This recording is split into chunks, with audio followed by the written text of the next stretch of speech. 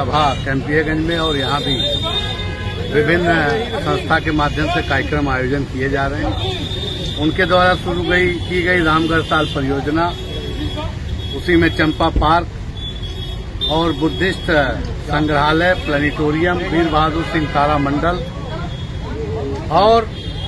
उनके द्वारा शुरू की गई सारी योजनाएं जो गोरखपुर में प्रारंभ की गई थी। बीच में विभिन्न राजनीतिक दल परिवर्तित हुए, सरकारें बदली और कार्य उनके द्वारा जो शुरू किए गए थे वो शून्य हो गया। मैं 2017 इसलिए नहीं कहूंगा कि उससे पहले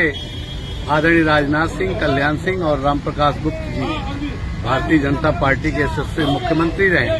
उनके कार्यकाल में भी सर्किट हाउस का जो अधूरा कार्य था वो प्रारंभ कराया गया और कार्य कराया गया और तमाम बड़ी विकास की योजनाएं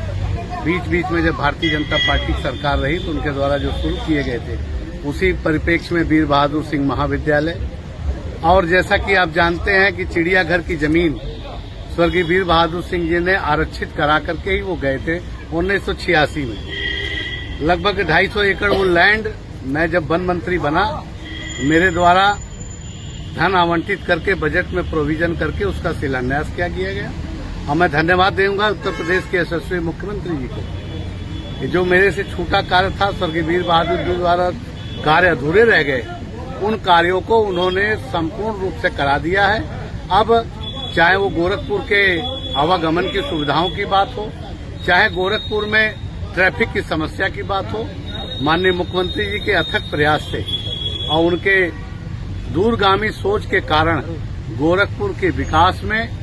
स्मार्ट सिटी का इस बार बजट में भी प्रोविजन हुआ है। आप सब जानते हैं कि गोरखपुर जिला अब स्मार्ट सिटी में गिना जाएगा। तो मैं बधाई देना चाहूंगा आज स्वर्गीय वीर बहादुर सिंह के जन्म दिवस पर कि उनके द्वारा शुरू की गई जो योजनाएं थी,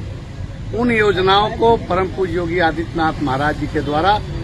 सब लगभग पूर्ण करा दिया है। कुछ कार्य अभी बाकी हैं, जैसे मदन मोहन मालवीय इंजीनियरिंग कॉलेज है,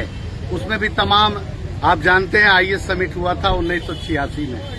पूरे देश के, राष्ट्र के, पूरे भारत के आईएएस ऑफिसर्स का समिट हुआ और गोरखपुर के विकास पर एक जो परिकल्पना थी उनकी, वो एक फाइल बनकर के तैयार हुई थी। उन्हीं विकास कार्यों को परम पूज्य योगी आदित्यनाथ जी महाराज बढ़ा रहे हैं और हम सब संतुष्ट हैं कि जो उनके द्वारा जो उनके अधूरे सपने थे उनमें हम आज भारतीय जनता पार्टी के नेतृत्व के द्वारा जो कार्य कराया गया, उनके अधूरे कार्य को पूर्ण कराया गया।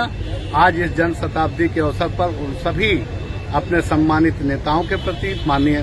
अपने आदरणीय प्रधानमंत्री जी के प्रति, हमारे अमित शाह जी के प्रति और हम सब के मार्गदर्शक उत्तर प्रदेश के यशस्वी मुख्यमंत्री